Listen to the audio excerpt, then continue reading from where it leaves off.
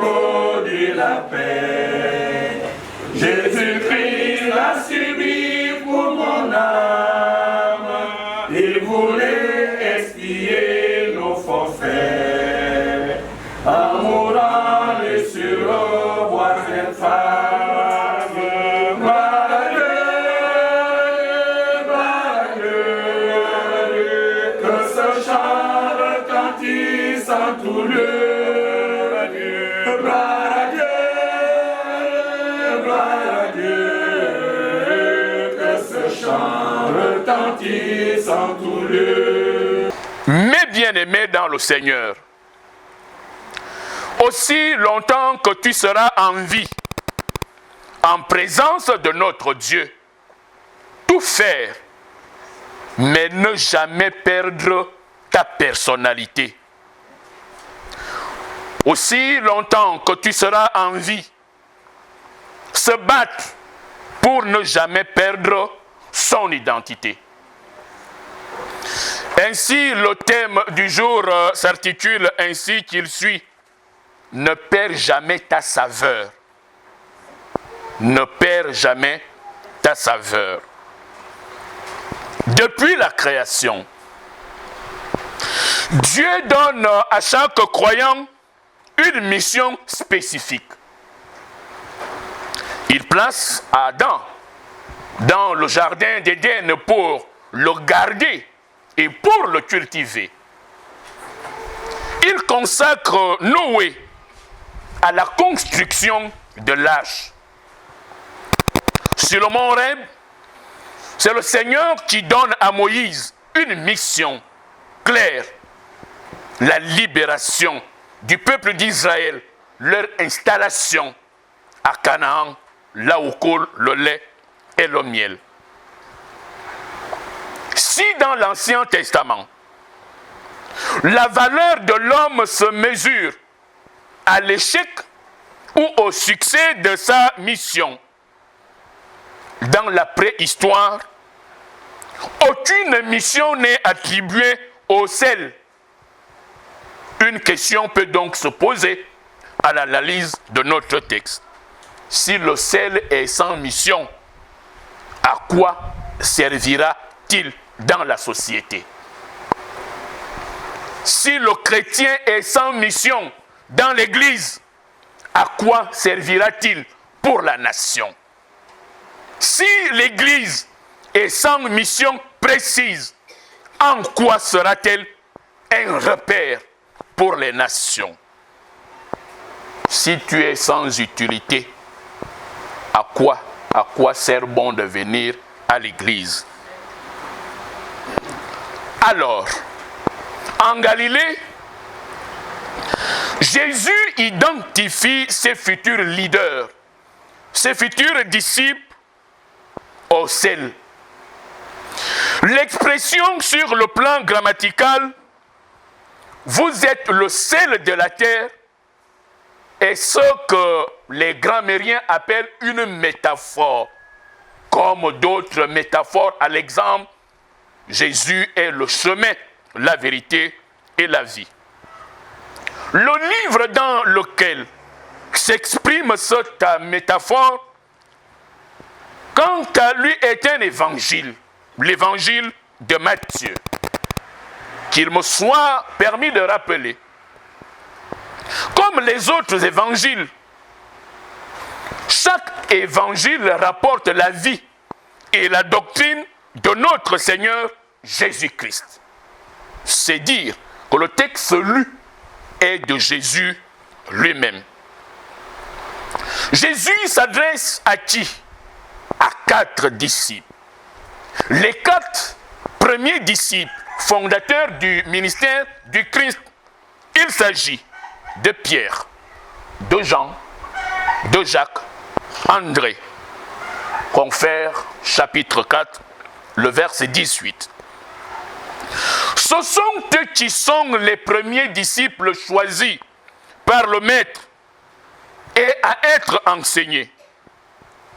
Ce qu'il faut par contre retenir, c'est que la parole intervient dans un contexte particulier le contexte de la transition. Le texte lu s'inscrit dans le contexte de la transition. Un certain Jésus de Nazareth est en train d'instaurer un nouveau régime. Il s'agit du passage de l'ancienne alliance à la nouvelle alliance. Dans sa vision, il entend faire de Pierre, d'André, de Jean, les piliers et les auteurs de sa mission. Sauf que ces derniers ont servi l'ancien régime.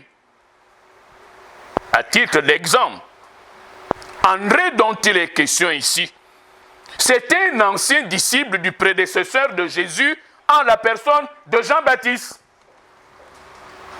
Pierre qui sera le pilier de l'Église.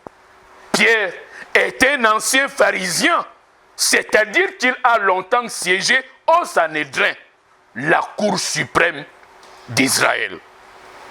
Face à cette situation, certainement le peuple s'interroge en ces termes. Peut-on faire du nouveau avec des anciens? Face au Christ, le peuple est en train de s'interroger.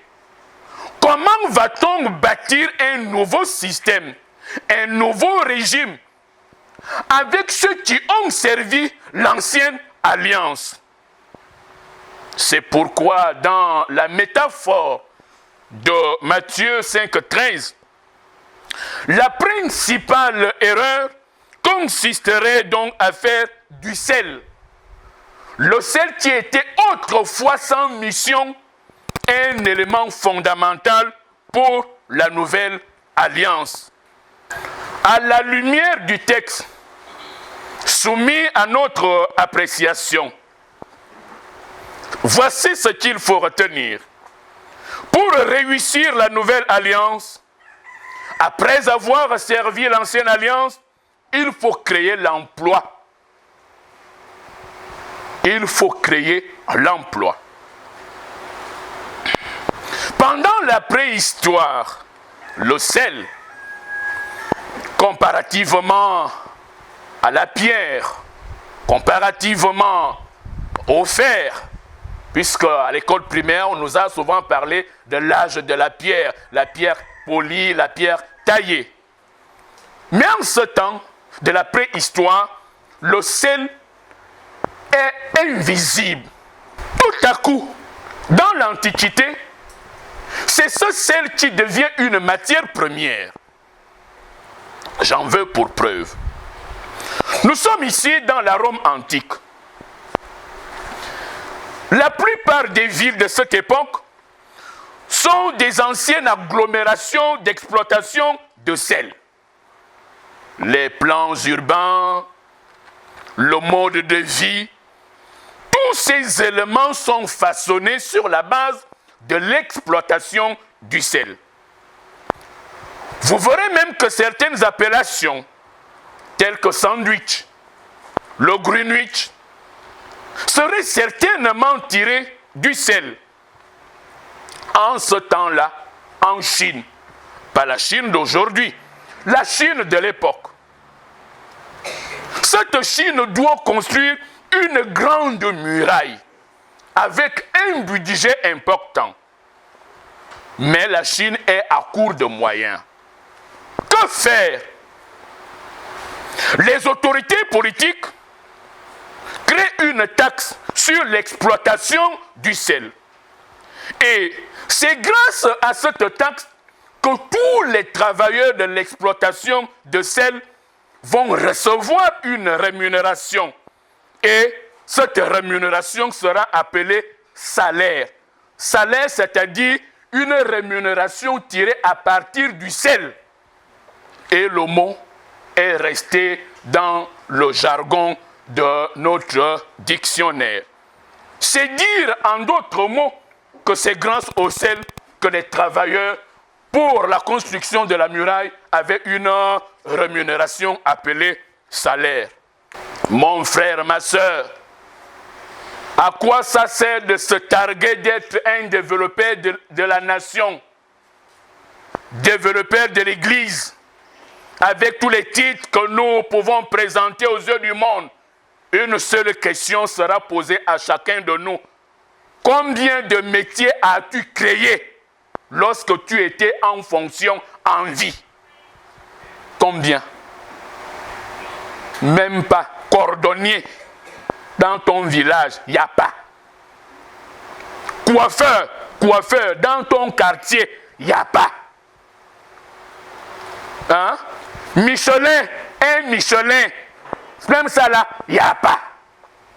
De tous ceux qui sont en activité dans le monde, combien ont travaillé sur la base de ce que toi, une activité que tu as créée? À la nation gabonaise, c'est le salaire qui fait la saveur du sel, selon les dires de Jésus. Dans cette interprétation, il ne s'agit pas du sel selon le regard du monde contemporain. Il s'agit du sel à l'époque du Christ. Maintenant, si le pays ne peut plus donner du travail à tous ses citoyens, c'est que le sel a déjà perdu sa saveur.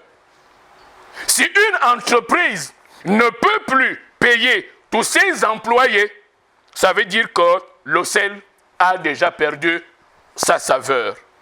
Nation gabonaise, ne perd jamais ta saveur.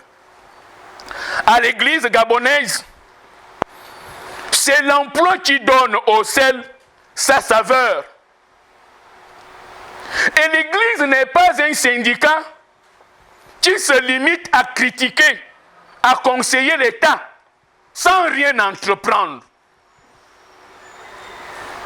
Jésus, à travers la métaphore du sel, fait de l'Église un véritable pourvoyeur d'emploi. Alors, si l'Église ne peut plus créer de l'emploi, c'est que le sel a déjà perdu sa saveur. À l'Église du Gabon, ne perds jamais ta saveur.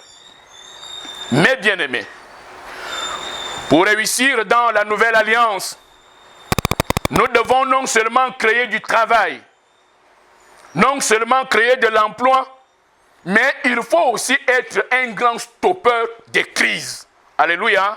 Mon frère, ma soeur, les grands chanteurs de valeur, des grands chanteurs de leadership, une seule question sera posée à chacun de nous au jour du jugement. Combien de problèmes as-tu résolus dans ta maison? Combien de crises as-tu éradiquées dans ton église? Combien de maladies as-tu soignées dans la nation? Mais il est clair, mes amis, dans les évangiles, ce qui fait la particularité de la transition de Jésus-Christ, c'est la guérison définitive et complète qu'il apporte aux maladies. Les maladies qui étaient considérées jusque-là comme des maladies inguérissables. Nous le verrons par exemple au verset 23. Voici ce que Matthieu écrit. Guérissant toute maladie et toute infirmité. Alléluia. Amen. Jésus commence son ministère en guérissant toute maladie et toute infirmité. Tu étais dans le monde par la volonté du Christ. Tu deviens membre de l'Église, laïque, serviteur de Dieu.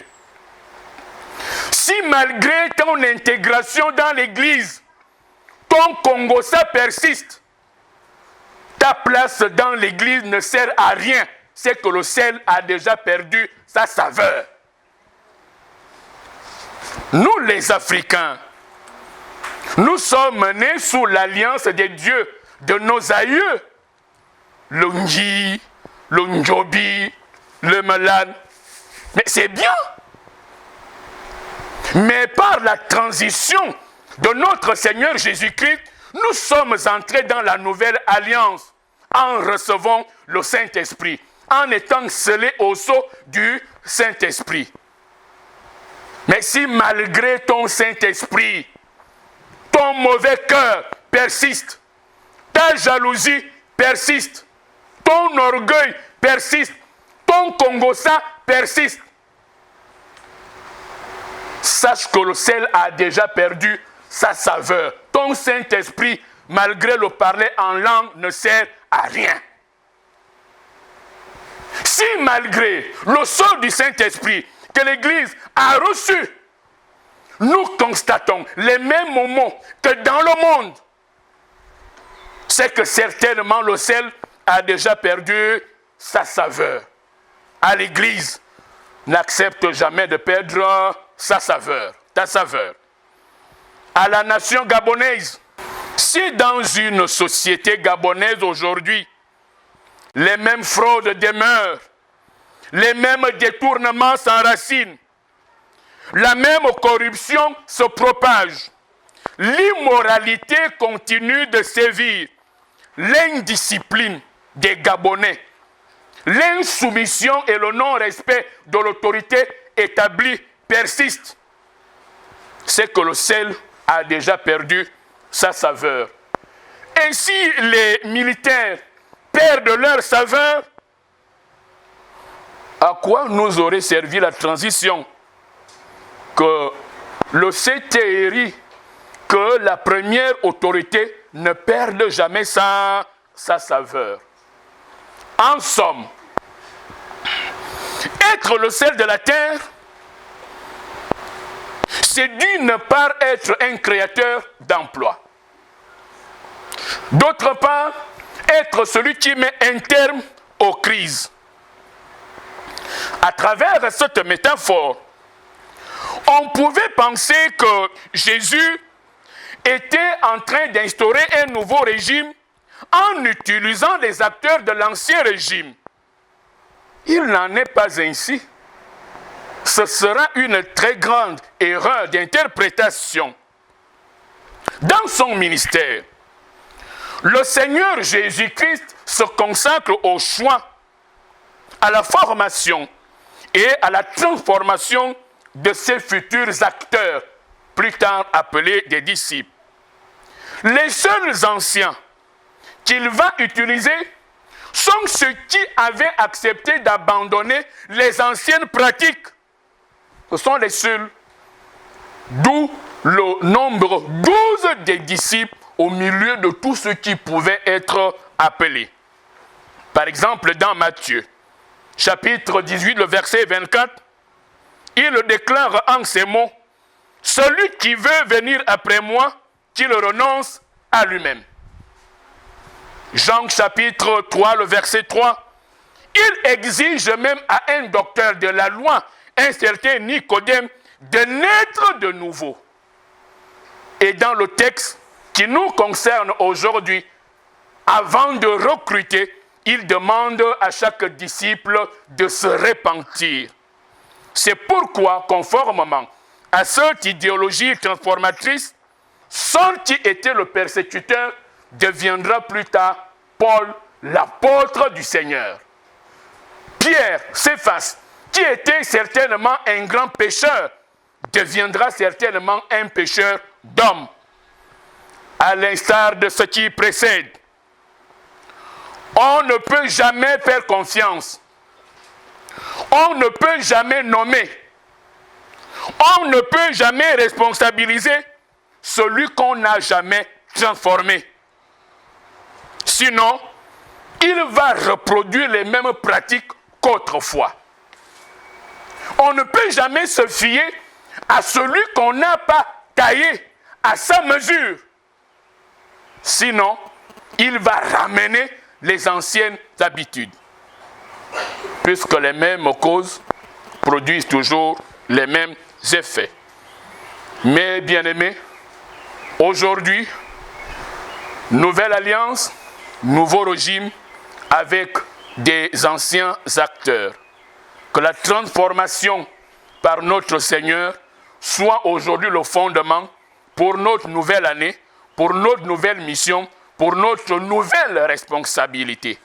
En cela, chacun de nous est le sel en faveur de la terre. Que ceux qui ont des oreilles pour entendre écoutent la parole du Seigneur. Amen.